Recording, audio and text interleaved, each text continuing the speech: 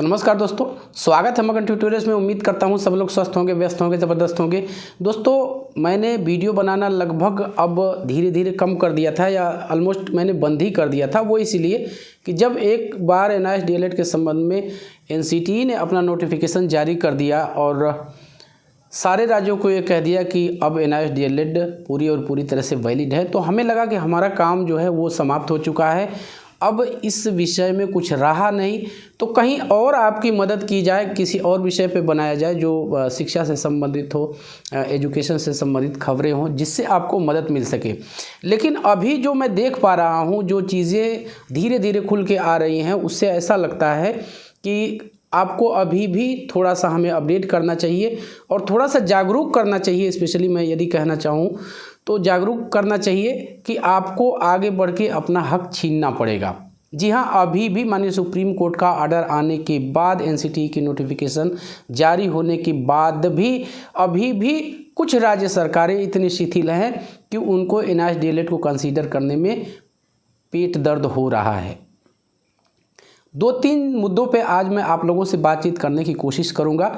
सबसे पहले एक अच्छी खबर, और देखिए ये मैं अपने विचार में यदि कहना चाहूँ तो ये सभी राज्यों को कर देना चाहिए, जैसा कि पिछले दिनों पंजाब ने किया या फिर राजस्थान ने किया कि उन्होंने बाकायदा नोटिस निकाल करके ये क्लियर कर दिया कि अब NIST DLED स्मूथली जो नई वैकेंसियां हैं उसमें शामिल हो सकेगा। यानी एलिजिबिलिटी का अब कोई भी इशू इसके संबंध में नहीं है, ये पूरी तरह से फुल फ्लेज वैलिड है।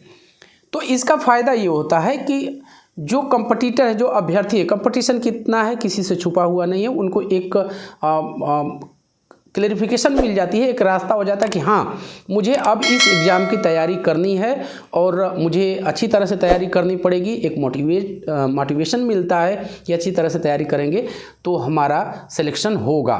लेकिन राज्य सरकारों की हीला हवाली, लेट लतीफ़ी का नतीजा ये है कि अभी भी इतना सब कुछ होने के बावजूद भी, आप लोगों को याद होगा मैंने एक वीडियो बना के आप लोगों को बोल दिया था कि NIST DLED अब अजर और अमर है, कोई दिक्कत नहीं है, आप धड़ल्ले से अब भर्तियों में शामिल हो सकते हैं। यानी एलिजिबिलिटी संबंधी कोई मुद्दा शेष नहीं रहा। लेकिन अभी भी जो देखने में आ रहा है, आप उत्तराखंड का ही उदाहरण ले लीजिए। उत्तराखंड से ही ये मामला शुरू हुआ था, हम कह सकते हैं एक तरह से, और सारी चीज़ें होने के बाद भी वहाँ की सरकार अभी अड़ी हुई है कि हम नहीं लेने जा रहे हैं, या कोई इस संबंध में उसकी तरफ से कोई नोटिफिकेशन नहीं आ रही है। इसके साथ ही मैं आपको कहूँगा कि मैं छोटी सी जानकारी आपको दे दूँ कि झारखंड से अच्छी खबर आ चुकी है। और एक जिम्मेदारी, सरकारें किस लिए होती है, लोकतंत्र किस लिए होता है? कहते हैं कि जनता के द्वारा जनता के लिए, ये इस तरह की कहावतें कही जाती हैं, और ये शासन होता है और जो सरकार होती है वो जनता की सेवा के लिए ही होती है। तो झारखंड सरकार ने इस तरह का एक नोटिस जारी करके और वहाँ बोल दिया कि हाँ, माननीय सुप्रीम कोर्ट के ऑर्डर के अकॉर्डिंग NIST DLED अब वैलिड है। तो अब क्या, जो झारखंड के या जो भी कंपटीटर हैं वहाँ पे माफ़ कीजिएगा, अब उनके आगे सामने कोई एक संदेह नहीं है कि हमें पता नहीं लिया जाएगा कि नहीं लिया जाएगा, क्या होगा हमारा। जब एक नोटिफिकेशन आ गई, नोटिफाई कर दिया गया सबको, तो उनके दिमाग में भी होगा कि हाँ, अब हमें पढ़ना चाहिए, हम जितना ज़्यादा मेहनत करेंगे हमारी सफलता की संभावना उतनी ही बढ़ेगी। तो ये क्लियर हो गया। लेकिन अभी भी बहुत से राज्य हैं जिन्होंने इस जजमेंट के अकॉर्डिंग कोई उन्होंने स्टेप ही नहीं लिया, जबकि होना यही चाहिए था कि बेसिक एजुकेशन डिपार्टमेंट जो है उसका एक सर्कुलर सरकार की तरफ से आ जाता कि ठीक है भाई, ये भी अब एक डिप्लोमा, वैलिड डिप्लोमा हो चुका है और कोई संदेह नहीं है, जो भी वैकेंसी आएगी उसमें आपको पार्टिसिपेशन मिलेगा। आप लोगों के भी इस तरह के कमेंट आते रहे कि सर क्या कहीं ऐसा ना हो कि हमको न लिया जाए। तो मैं आपको एक चीज़ कहना चाहूँगा, ऐसा नहीं होगा। जो विवाद है वो जो ऑनगोइंग वैकेंसीज है उसमें विवाद है, और उसकी वजह से वो एक कानूनी पचड़े हैं, चाहकर भी सरकारें नहीं कर सकती, क्योंकि वहाँ पे चूँकि अब मामला सब जुडिस है, पहले की वैकेंसीज है। हालांकि माननीय सुप्रीम कोर्ट ने साफ कर दिया था कि ये ऑर्डर जो है, ये जो पहला ऑर्डर आया था, जहाँ तक मुझे याद आ रहा है 28 नवंबर 23 में, तो उसी डेट से ये लागू होगा। यानी वहाँ से जो एक कन्फ्यूज़न फैली थी कि NIST DLED इनवैलिड है, तो उसको क्लेरिफाई माननीय सुप्रीम कोर्ट ने कर दिया। तो मामले तो अपने आप समाप्त हो जाने चाहिए, लेकिन चूंकि मामले पहले से चल रहे हैं तो आप मुझे बानी, जैसे मैं यहाँ बैठ के बोल दे रहा हूँ कि हाँ ठीक है अब हो गया, तो कोर्ट तो ऐसा करेगा नहीं। जो उसकी एक निर्धारित प्रोसीडिंग है वो करेगा, और उत्तराखंड में भी आप लोग जान रहे हैं कि वो चीज़ें चल रही हैं। लेकिन हम यदि हम सामान्य जनता हैं, हम ये सारे पचड़े हम नहीं जानते हैं, हम एक सामान्य नागरिक हैं और हमें अपनी जॉब चाहिए। इस संबंध में यदि कोई ओवर एज हो जाता है तो इसकी जिम्मेदारी कौन लेगा? यदि सरकार की प्रोसेसिंग और कोर्ट की प्रोसेसिंग में समय जाया होता है, समय नुकसान होता है और उसकी वजह से हमारी ज़िंदगी बर्बाद होती है, तो इसकी जिम्मेदारी कौन लेगा?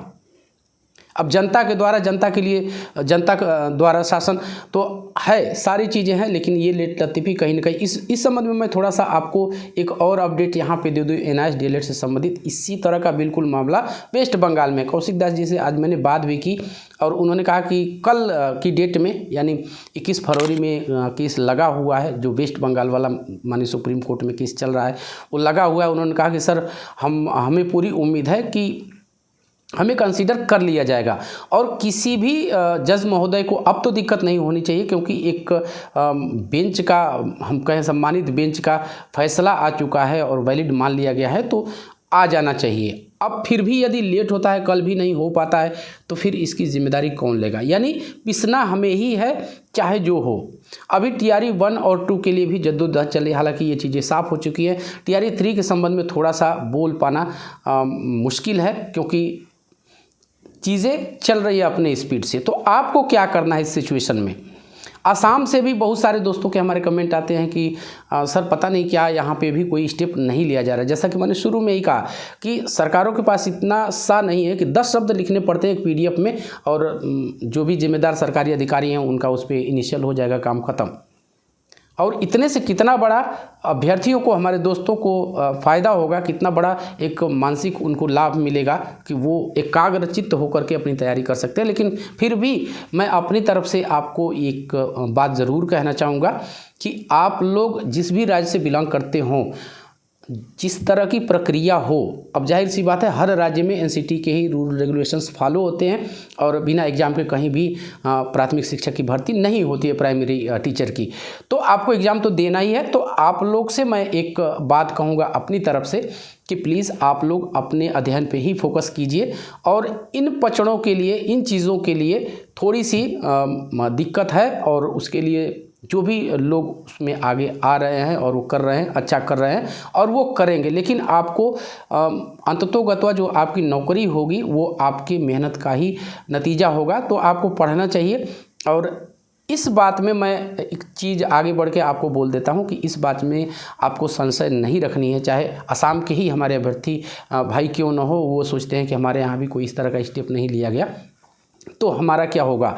तो न्यू वैकेंसी में आपको ज़रूर और ज़रूर कंसीडर किया जाएगा, और किया जाएगा शब्द को थोड़ा सा मैं और इसको क्लेरिफाई घुमा के कहूँ तो करना पड़ेगा, क्योंकि अब ये बाध्यकारी हो जाएगा, क्योंकि माननीय सुप्रीम कोर्ट का आर्डर है। यहीं पे एक बात, ये बातें मैं हमेशा दोस्तों कहते रहा हूँ कि जब एक बार माननीय सुप्रीम कोर्ट ने कहा कि ये फ्रेश रिक्रूटमेंट के लिए वैलिड नहीं है, चाहे वो मिस इंटरप्रिटेशन ही कह सकते हैं, हम समझ नहीं पाए आर्डर को, जो भी हो, उसी को माननीय सुप्रीम कोर्ट ने इस 10 दिसंबर वाले फैसले में उन्होंने क्लेरिफाई किया। और जब वो आया कि नहीं इनवैलिड है, तो सारे राज्यों ने, आप लोगों को याद होगा, एक धड़ल्ले से, उसमें BPSC बिहार भी शामिल है, एक धड़ल्ले से उनको बाहर कर दिया। लेकिन अब जब पक्ष में निर्णय आया है, तो क्यों न राज्य सरकारें ये स्टेप ले रही हैं कि एक नोटिस निकाल करके ये क्लेरिफाई कर दिया जाए कि हाँ भैया आप अपनी अब तैयारी कीजिए, आप पूरी तरह से वैलिड है। लेकिन यही चीज़ें नहीं हो पा रही हैं। यहाँ पे एक टेक्निकल पेच है। बहुत से हमारे दोस्त इस तरह के कमेंट करते हैं कि जो ऑनगोइंग वैकेंसीज है सर, उसमें हमारा क्या होगा, हम पार्टिसिपेट कर पाएंगे कि नहीं। उसी तरह का आप जानते हैं TRE 3 वाला मामला में भी बिहार में चल रहा है, और मैंने कहा कि थोड़ा सा रुक के उस संबंध में मैं अपडेट दूंगा। हालांकि वहाँ पे भी जो योग्य लोगों की टीम है, विशेषकर कालरा सर को आप लोग जानते हैं, उन्होंने ही इन सारी चीज़ों को पॉसिबल बनाया है, तो वो लगे हुए हैं, तो शायद कोई निर्णय निकल जाए। लेकिन इसमें संभावना हम बहुत ज़्यादा नहीं तला सकते, क्योंकि ये सीधे सबमिशन पे निर्भर करेगा राज्य सरकार के कि उसकी वैकेंसी का प्रोसेस कहाँ तक चला गया है। यदि राज्य सरकार कोई सॉफ्ट कॉर्नर दिखाती है तो ऑलमोस्ट बात बन भी सकती है। और जैसा कि मैंने कहा कि कालरा सर हैं, तो थोड़ी सी उम्मीद आप लोग को अभी भी रखनी ही चाहिए। हो सकता है कि आपको भी कंसीडर कर लिया जाए। बाकी 1-2 सप्लीमेंट्री के लिए प्रक्रियाएँ चल रही हैं, और इस संबंध में मैं आपको अपडेट भी कर चुका हूँ।